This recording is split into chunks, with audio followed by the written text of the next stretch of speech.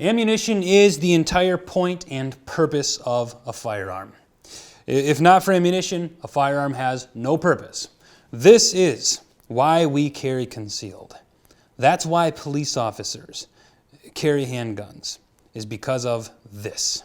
The gun is useless without ammunition. Remember that. The purpose of a firearm is to send ammunition downrange as quickly and as accurately as possible in a manner that is safe for the user and dangerous for the target.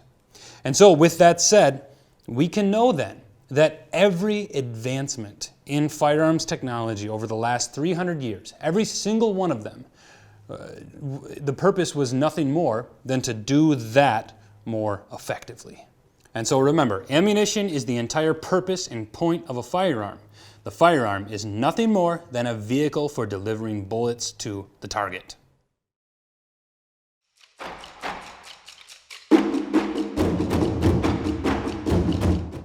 The whole thing, for lack of a better term, is called a cartridge. The components that make up a cartridge are the casing, the bullet, the primer, and inside of the casing is the propellant. Most people don't realize that this whole thing is called a cartridge. To refer to it as a bullet would be incorrect because the bullet is simply the part that goes flying out of the barrel and strikes the target. The casing is left in the gun or it's ejected out of the gun.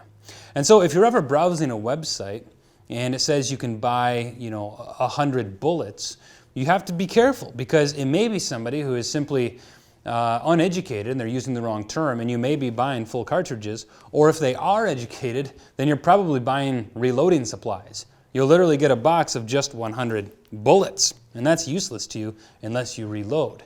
So just remember that. The whole thing is called a cartridge. It's not called a bullet, and it's not called a shell.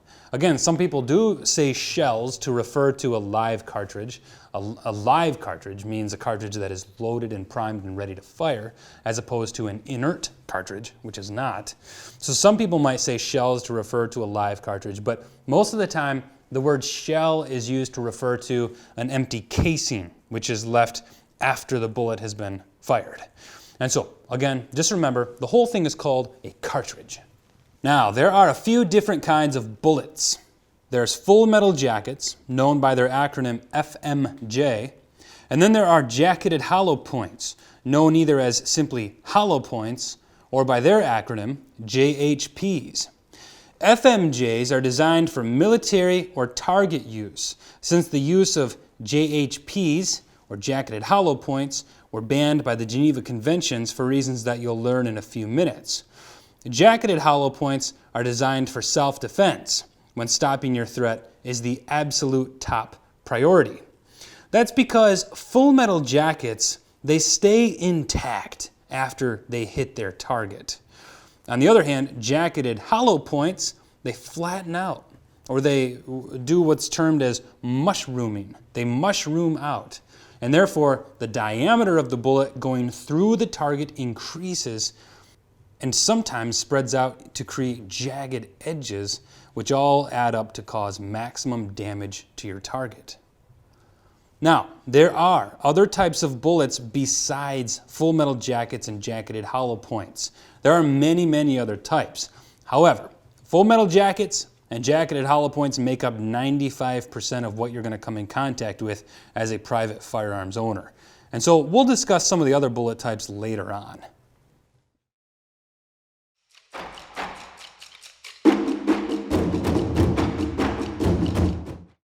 The essence of how ammunition works has not changed since the very first gun was fired, closing in on 1,000 years ago.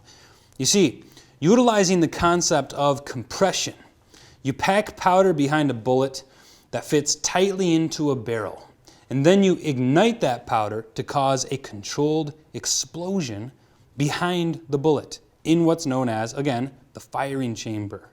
The expanding forces travel in the direction of least resistance, which is the bullet in the barrel.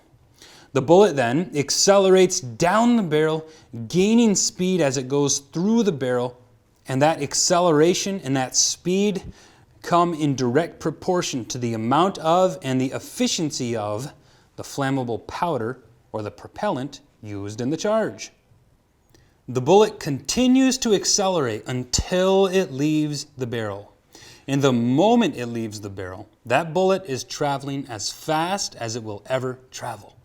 That's right, from there the bullet is on a constant state of deceleration, simply because there's no further force acting on that bullet from behind.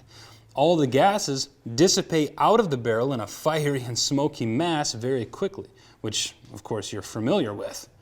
And so once that bullet leaves the barrel, it is constantly decelerating from many factors, but the most prevalent of which is air resistance and atmospheric resistance.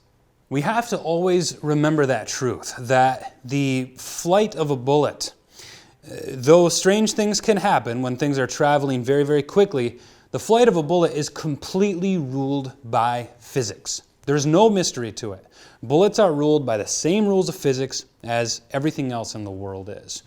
And so to demonstrate this point, I'm going to give you a classical example taken straight out of Newtonian physics. And I'm going to warn you, if you've never been exposed to this example before, it's going to seem a little unbelievable to you, but I promise you it is true. And so if this seems crazy to you, do me the favor of questioning your own beliefs rather than questioning Isaac Newton's physical certainty. Two people are standing next to each other. One of them is holding a bullet in his hand. The other is holding a gun with a cartridge in the firing chamber. The man with the bullet in his hand is holding the bullet at the exact same height off the ground as the bullet in the firing chamber held in the hand of the other man. Now, if the man holding the bullet lets go of the bullet at the exact same moment that the gun fires, those two bullets will hit the ground at the exact same time. That's how long a bullet's flight lasts. And I don't care how fast that bullet is flying.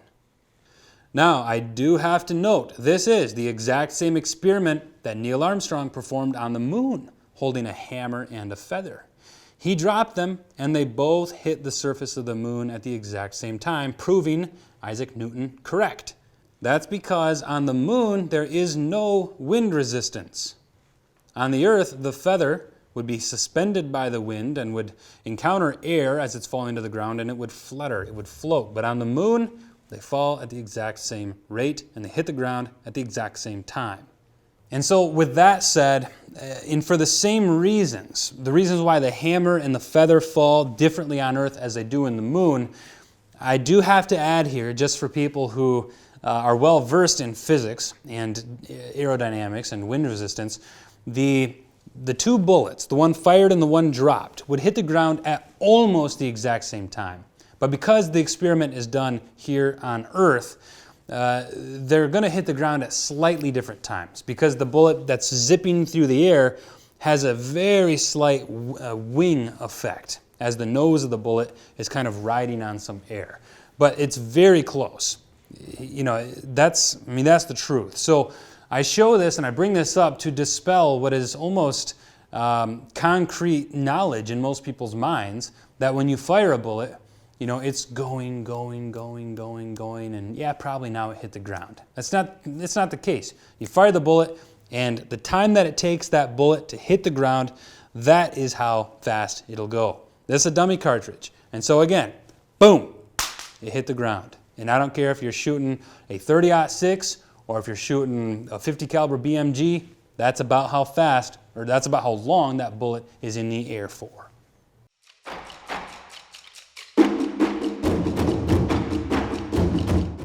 Now that you know how ammunition works, let's discuss the way that ammunition works.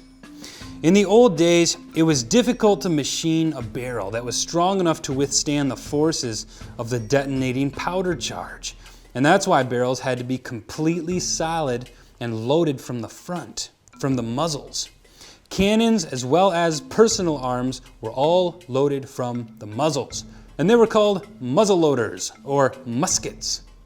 First, you put the powder down the barrel, and then a wadding, which would separate the bullet from the powder, and then you put in the bullet, last of all. You packed it all down with a ramrod, and there you go. It's ready to fire. All you have to do is ignite the powder behind the bullet. Well, how'd you do that? Okay, so in a cannon or a muzzleloader or a musket, there's a very small hole that goes from the outside of the firing chamber to the inside of the firing chamber. And through a series of technological advancements, the way that gunpowder inside the firing chamber was ignited changed over time. But the fact is, it was always ignited. Early on, it would be ignited by a burning fire or flame source that was touched up against that hole, and some of the fire would travel through the hole and ignite the powder charge as a whole. Now later on, it came the invention of flint firing. A small hammer with flint on the end would strike a striker, that would cause a spark that would ignite some powder that was poured into that tiny little hole, and that would travel through and ignite the propellant charge as a whole. And then most recently of all was the invention of primer caps. And a hammer, just a dull hammer, would hit these and cause them to pop, much like the primer in the back of a modern cartridge, and that would ignite the propellant as a whole. But nowadays, muzzleloaders are old-fashioned, they're gone. Nowadays, technology provides for a far better system of putting bullets downrange. Everything needed for the gun to fire a projectile is sealed together inside of what's known as a cartridge. Now, the cartridge has 4 primary components. The bullet, which is pressed and crimped into the casing.